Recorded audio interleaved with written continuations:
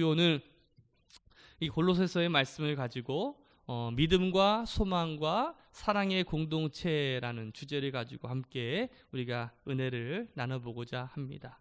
우리가 계속해서 회복 시리즈로 우리가 계속 우리 새로남교회의 핵심 가치에 대해서 우리가 함께 말씀을 나누고 있습니다. 우리 새로남교회 5가지 핵심 가치를 여러분들 기억하시죠? 우리 예배, 기도, 교육, 공동체, 그리고 전도에 대한 말씀을 우리가 함께 나누고 있는데, 오늘은 우리가 공동체에 대한 이야기를 함께 좀 나눴으면 합니다. 모 초등학교 저학년들 아이들을 이제 과학 시험에서 이제 나왔던 문제예요. 이제 개미를 3등분하면 어떻게 될까? 그 문제가 출제되었습니다. 어떤 아이가 이렇게 썼어요. 죽는다. 원래 배운 대로 답을 쓴다면 머리, 가슴, 배 이렇게 해야 되는데 제가 가만히 생각해 보니까 아이들의 관점에서 보면 이게 틀린 답은 아니겠구나라는 생각도 갖게 돼요. 이처럼 우리가 이 성경에 게시된 이 교회, 이 기독교를 3가지 단어로 정의한다면 뭐라고 정의할 수 있을까? 여러분들 저 괄호에다가 3가지 단어를 쓴다면 여러분들 뭐라고 쓰면 좋을 것 같습니까? 아마 믿음, 소망, 사랑이라고 아마 정의하는 것이 가장 적합한 표현이 아닐까라는 생각이 들어요. 우리가 흔히 고린도전서 13장을 가리켜서 우리가 사랑장이라고 표현을 하지 않습니까? 여러분들 기억하시죠? 내가 방언과 천사의 말을 할지라도 무엇이 없으면?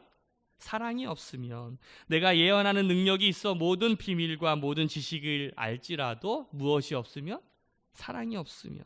사랑은 오래 참고, 사랑은 온유하고, 시기하지 아니하며, 사랑은 자랑하지 아니하며, 교만하지 아니하며 등등등, 이렇게 고린도전서 13장에 무려 15가지의 이 사랑의 특징을 나열하고 있어요. 그런데 여러분들 마지막 결론에 보면 믿음과 소망과 사랑은 항상 있을 것인데 라는 이 표현을 여러분들 기억하셔야 돼요. 이 믿음과 소망과 사랑은요 항상 있는 거예요. 그래서 이 믿음, 소망, 사랑을 가리켜서 우리는 기독교 신앙의 3원소라고 부릅니다. 한자어로 이 신망회라고 이렇게 표현을 하기도 하죠. 신망회. 그래서 어떤 분들은 이 믿음, 소망, 사랑을 이 신앙생활의 3가지 덕목이다라고도 불러요. 그래서 카톨릭에서는요 향주 3덕이라고 부르거든요. 이 믿음, 소망, 사랑을. 그러니까 주를 향해 가지고 있어야 될 자세, 그렇게 향주 3덕이라고 부르면서 우리 신앙인들이, 믿는 사람들이 어떤 이 믿음과 소망과 이 사랑의 덕을 실천하면서 살아가야 된다라고 이렇게 표현을 합니다. 교회 야사에 보면 2세기경에 이 로마의 하드리안 황제가 있었어요. 그 하드리안 황제가 그 기독교를 굉장히 박해를 하는데, 그때 한 과부가 이제 3 자매를 이제 홀로 키우고 있었는데, 이 굉장히 믿음 좋은 그 아내였고 여자였고 또 믿음으로 이 아이들을 키우려고 첫째 이름이 믿음, 피데스였고, 둘째 이름이 스페스, 소망이었고, 셋째 이름이 사랑, 까르타스 이렇게 할 정도로 이게 신앙을 참 지키려고 노력하는 가정이었어요. 저도 사실은 3명을 낳으면 믿음, 소망, 사랑이라고 짓고 싶었었는데 하나밖에 없어가지고 이름을 짓지는 못해도 나중에 이제 우리 손주가 이제 생기면 제 딸은 좀 많이 낳고 싶어 하더라고요. 그러면 이제 믿음, 소망, 사랑이라고 줘야 되겠다. 아무튼 그 12살, 10살, 9살 되는 그런 이 자매를 키우다가 박해 때 이제 잡혀와서 이제 그 자매가 이제 신앙을 포기할 것을 종용당합니다. 그때 큰딸이 12살밖에 되지 않아요. 그 믿음이가 이렇게 이야기합니다. 나는 주님을 믿을 뿐입니다. 둘째 딸 소망이는 나는 천국을 바라볼 뿐입니다. 셋째 딸 사랑이는 나는 예수님을 사랑해요 라고 하며 나란히 다 순교를 당했다라는 이야기가 전해져요. 이 사건 이후에 기독교 내에서 이 믿음과 소망, 사랑 이 세 가지를 우리 그리스도인들이 반드시 붙잡아야 될 그러한 가장 신앙의 큰 덕이라고 이렇게 가르치게 되었다라는 것이죠. 그런데 이 세 가지 덕은요, 우리 성도들이 개인적으로 붙잡아야 될 덕일 뿐만 아니라 우리 교회 공동체가 이 교회가 교회다움을 유지하기 위해서 또 교회를 만들어가기 위해서 반드시 실천해야 되는 그러한 덕목이라고도 할 수 있습니다. 저는 특별히 우리 새로남교회가 이 믿음과 소망과 사랑 이 신망의 공동체가 되기를 축복합니다. 그래도 제가 담임 목사잖아요.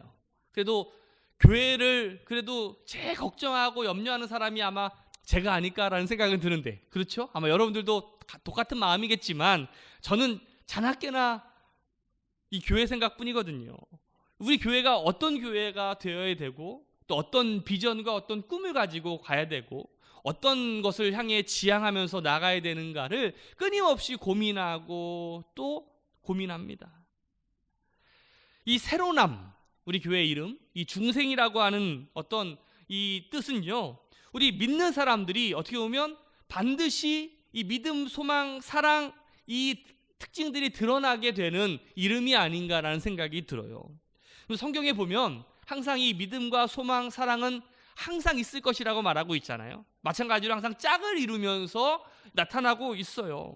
그래서 예수 그리스도를 믿는 믿음이 있을 때에 우리가 소망을 꿈꾸잖아요. 하늘나라에 대한 소망을 꿈꾸지 않습니까? 그렇게 될 때 이 하나님을 사랑하게 되고 이웃을 더욱더 사랑하게 되겠죠. 이게 선순환되면 점점점 그 믿음이 커져가는 거예요. 그러면 소망도 어떻게 돼요? 더 커져가고, 소망이 더 커져가면 사랑도 더 커져가게 되는 거죠. 그렇게 되면 자연적으로 또 믿음이 어떻게 돼요? 더 커져가고 믿음이 성숙해져 가는 것이 아니겠어요?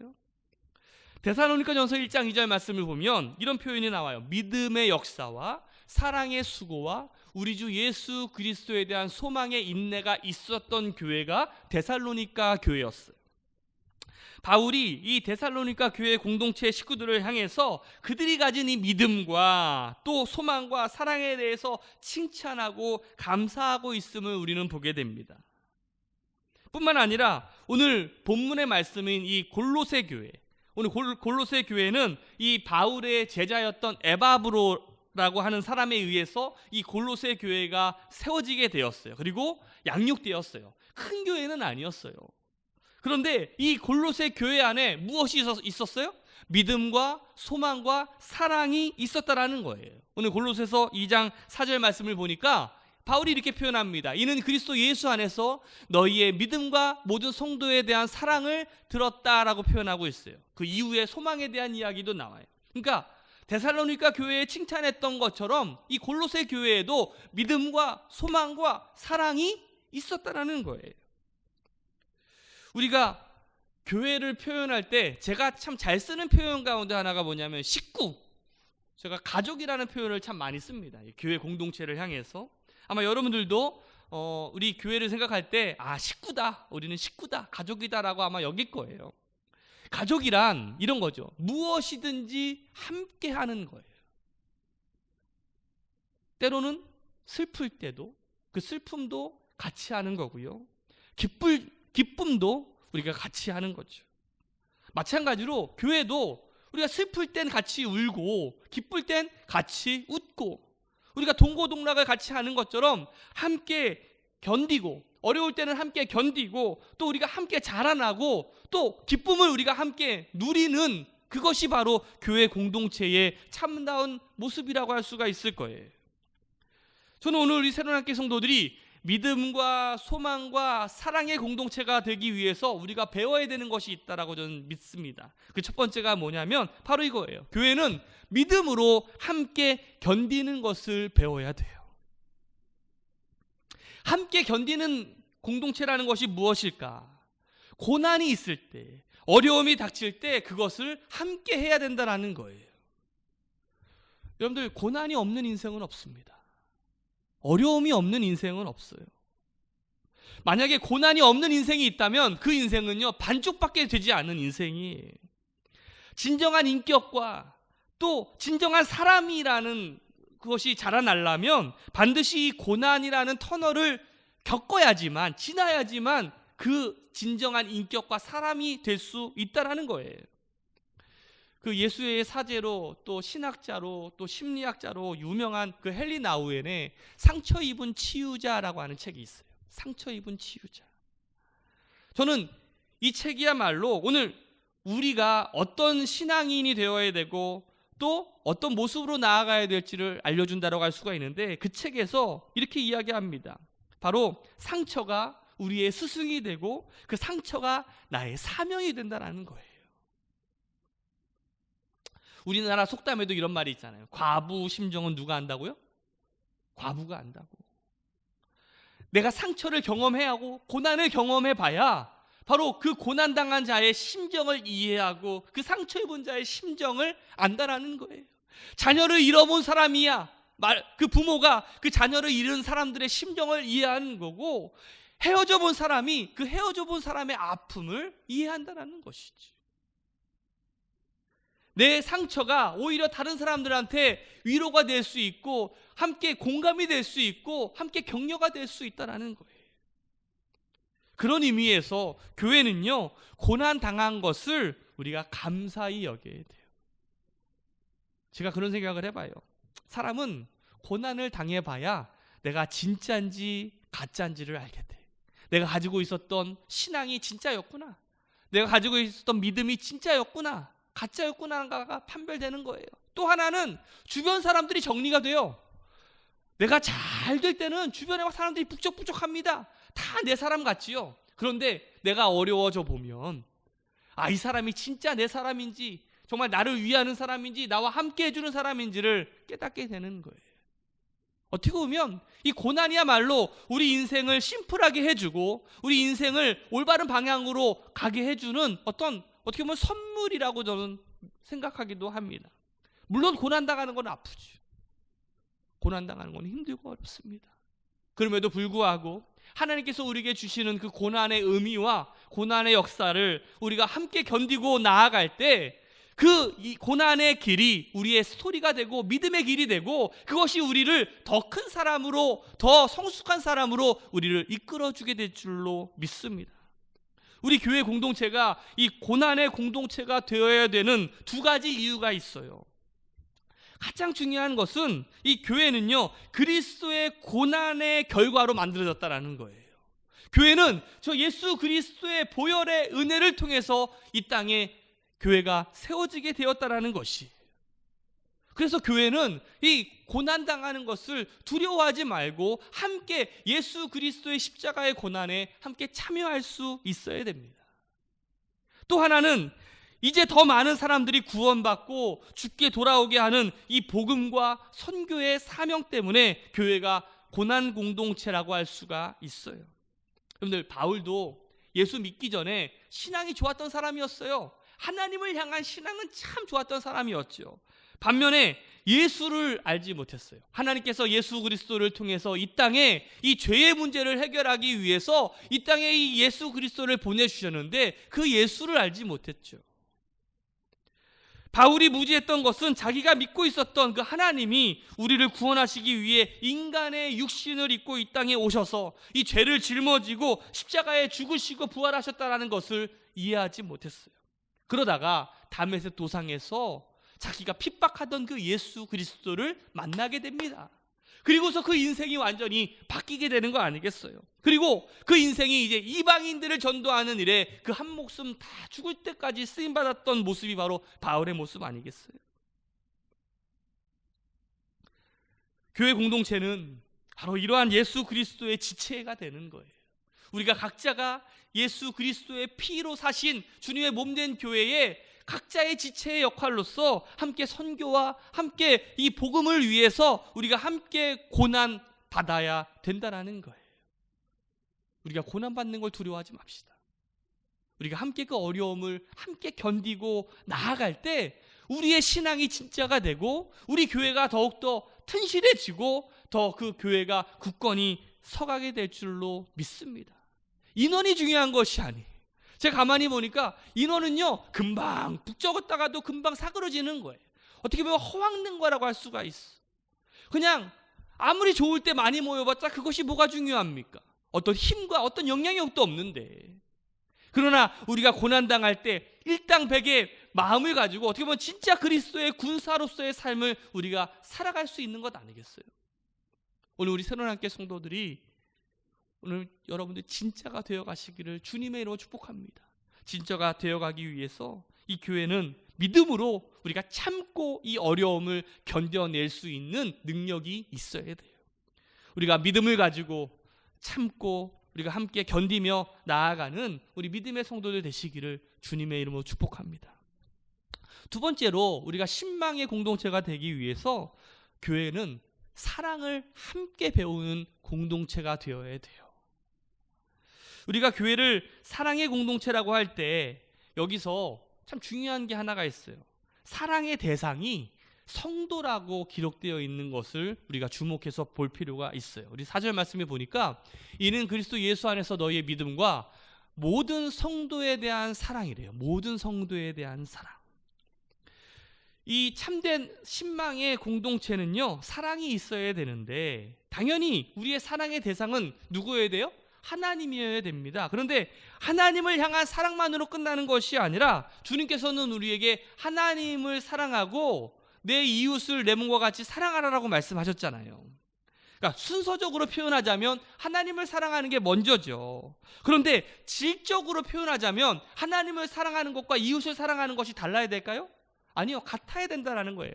순서적으로는 우리가 하나님을 사랑하는 게 먼저지만 질적으로는 사랑을 표현할 때는 하나님을 사랑하는 것과 이웃 사랑하는 것이 같아야 되는 거예요. 10계명을 보면 1계명서부터 4계명까지는 하나님에 대한 관계에 대한 말씀입니다. 그래서 대신윤리라고 우리가 부르고 5계명서부터 10계명까지는 인간관계, 바로 인간을 어떻게 사랑해야 되는지를 표현하는 그러한 계명이라고 할 수가 있을 텐데 그 인간을 어떻게 사랑해야 되느냐, 그 제일 첫 번째 5계명에 뭐라고 되어 있냐면 부모를 공경하라라고 되어 있어요.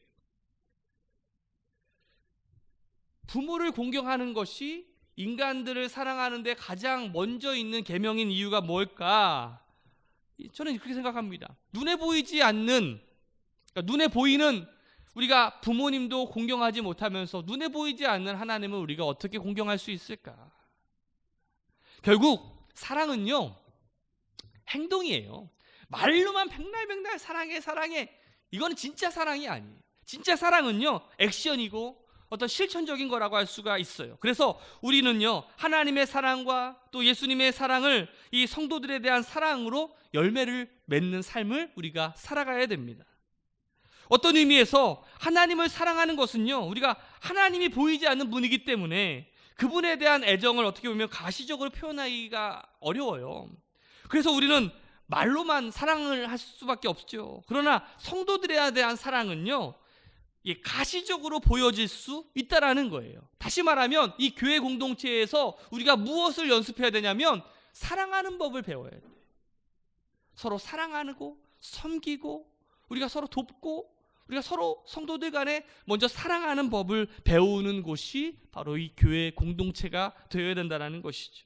제가 오늘 이 설교를 시작하면서 고린도전서 13장에 대한 이야기를 제가 말씀을 좀 드렸는데, 우리가 고린도전서 13장을 가리켜서 사랑장이라고 표현하는데 그 앞장인 12장을 보면 은사들이 막 나타나 있어요. 여러 가지 막 은사들이 막 나타나 있어요. 근데 그 중에 우리가 고린도 12장을 우리가 은사장이라고도 표현하는데 어떤 신약학자는 고린도전서 13장을 사랑장이라고 부르면 안 됩니다 라고 불러요. 왜냐하면 사랑도 은사 중에 하나이기 때문에 그냥 은사장으로 다 여겨야 됩니다 라고 말하기도 합니다. 그러면 진짜 사랑장은 어디에 있느냐? 요한일서에 있다는 거예요. 요한일서. 여러분들도 요한일서 4장을 보면 정말 사랑에 대해서 이렇게 이야기하는데 이 요한일서 4장을 여러분들 한번 집에서 읽어보세요.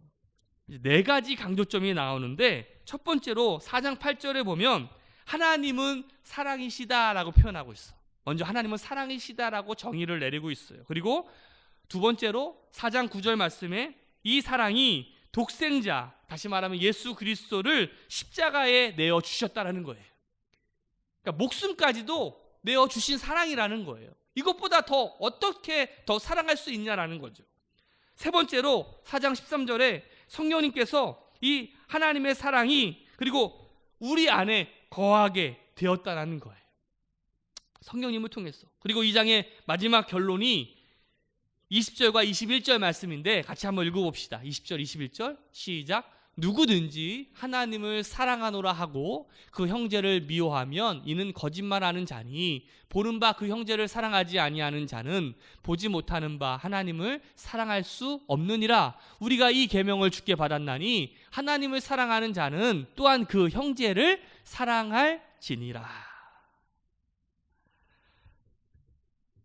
우리가 하나님이 사랑의 결정체인 그 하나님의 사랑을 우리가 받았다면 그 사랑이 바로 우리 삶 가운데 이웃을 사랑하고 내 성도들을 사랑하는데 어떻게 해요? 나타나야 된다는 거예요. 그렇게 될 때 이것이 진짜 사랑이라는 것이죠. 우리 안에 사랑이 제일 먼저 표현되어야 되는 곳이 바로 이 교회 공동체라는 것. 그리고 그 대상이 바로 옆에 앉아있는 여러분들이라는 거예요. 오늘 여러분들이 서로 사랑하시기를 주님의 이름으로 축복합니다. 오늘 내 주변에 안 보이는 분들을 향해서 오늘 문자로 하나 다 보내주세요. 우리 장로님, 권사님, 우리 집사님, 우리 성도님 사랑합니다. 내가 더 섬기겠습니다. 너무 보고 싶습니다. 이러한 여러 가지 우리의 사랑의 표현들과 또 사랑의 실천들을 통해서 우리 새로운 교회가 진정으로 사랑하는 그리고 사랑을 실천하는 그러한 교회가 될 줄로 믿습니다. 마지막으로 우리가 신망의 공동체를 우리가 세우기 위해서는 소망을 누리는 공동체가 되어야 돼요. 제가 참 좋아하는 단어 가운데 하나가 이 소망이라는 단어예요. 소망, 저는 희망, 이 소망이라는 단어를 참 좋아합니다. 어느 날 하루살이와 메뚜기가 함께 놀고 있었습니다. 메뚜기가 하루살이에게 이렇게 이야기합니다. 오늘 그만 놀고 내일 만나자. 하루살이가 말합니다. 내일이 뭔데? 그러자 메뚜기가 이렇게 이야기합니다. 캄캄한 밤이 지나고 밝은 날이 오는데 그게 내일이야. 하루살이는 이 메뚜기의 말을 이해할 수가 없었어요. 그 메뚜기가 어느 날 개구리와 함께 놀고 있었습니다. 개구리가 이렇게 이야기합니다. 날씨가 추워지니 그만 놀고 내년에 만나자. 그러자 메뚜기가 내년이 뭔데? 라고 묻습니다. 개구리가 이렇게 얘기합니다. 내년은 겨울이 끝난 후에 날이 따뜻해지려고 할 때 오는 거야. 그러자 메뚜기는 그 개구리의 말을 이해할 수 없었어요. 사람은 죽은 뒤에 영생이 있습니다. 여러분 믿으십니까? 그러나 이 세상밖에 모르는 사람은 이렇게 묻습니다. 영생이 뭔데? 영생이 뭐야? 엄밀히 말하면 우리 교회의 사명은 이 영생이 있다라는 것을 이 세상에 알리는 거예요. 제가 좋아하는 슬로건 가운데 교회가 소망입니다라는 슬로건이 있어요. 교회가 세상에 소망이 되어야 되는데 요즘 모습 보니까 소망이 되기는커녕 이 세상으로부터 짐이 되고 있는 것 같아서 참 마음이 굉장히 아픈데 오히려 세상 사람들한테 지탄과 핍박을 당하고 있는 삶을 우리가 살아가고 있지 않습니까? 그런데 여러분들 그럼에도 불구하고 교회는 세상의 희망이고 소망이에요. 왜냐하면 교회 외에는 세상의 빛과 소금의 역할을 감당할 수 있는 곳이 없기 때문에 그래요. 아니 오히려 그래서 더 우리가 세상으로부터 우리가 지탄을 당하고 있는지도 몰라요. 원래 우리가 세상의 빛과 소금의 역할이 되어야 되는데 그 역할을 잘 감당하지 못하고 있으니까 세상이 너 똑바로 해! 라고 이렇게 지탄하고 있는지도 모르겠죠. 그럼에도 불구하고 여전히 이 세상의 빛과 소금의 역할을 감당하는 교회들이 우리 주변에 있습니다. 그리고 우리 새로운 교회가 그런 교회가 될 줄로 믿습니다. 또 그런 교회가 되어야 되고요.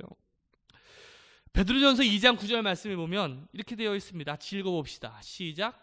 그러나 너희는 택하신 족속이요 왕같은 제사장들이요 거룩한 나라요 그의 소유가 된 백성이니 이는 너희를 어두운 데서 불러내어 그의 기이한 빛에 들어가게 하시니에 아름다운 덕을 선포하게 하려 하십니다. 하나님께서 우리를 불러서 교회 공동체가 되게 한 이유가 있습니다. 바로 우리가 교회가 소망인 이유는 먼저 하나님께서 우리를 택하셨다는 거예요. 그 수많은 사람들 가운데 하나님께서 여러분들을 택하셔서 새로남 교회의 성도들로 세워주셨다는 거예요. 그리고 이 교회를 향한 하나님의 소망이 있어요. 하나님의 계획이 있어요. 하나님의 꿈이 있어요. 우리가 그 꿈을 이루기 위해 우리가 믿음을 지키고 또 소망을 가지고 우리가 사랑을 실천하면서 우리가 준비해야 되고 하는 것들이 분명히 있어요. 하나님이 먼저 우리를 선택하셨고 또 왕 같은 제사장으로 우리를 불러주셨다는 거예요. 자, 우리를 선택하신 이유가 여기 하반절에 보니까 너희를 어두운 데서 불러냈다라고 말씀하고 있거든요. 어두운 데라는 게 뭡니까? 바로 죄 가운데서 우리를 먼저 구원해 주셨다는 거예요. 우리는 지옥 갈 수밖에 없는 백성이었잖아요. 어떻게 보면 사단의 자녀, 진노의 대상이었음에도 불구하고 하나님께서는 우리에게 이 예수 그리스도의 은혜를 통해서 그 믿음으로 우리를 구원하셨고 먼저 우리가 그 세상의 빛으로 나아갈 수 있도록 그 어두움에서 우리를 불러주셨어요. 믿으십니까? 그러면 우리가 이 죄 가운데서 예수 그리스도의 보혈로의 피로 우리가 구원받았다면 구원하신 목적은 분명합니다. 그 하반절에 이는 아름다운 덕을 선포하게 하려.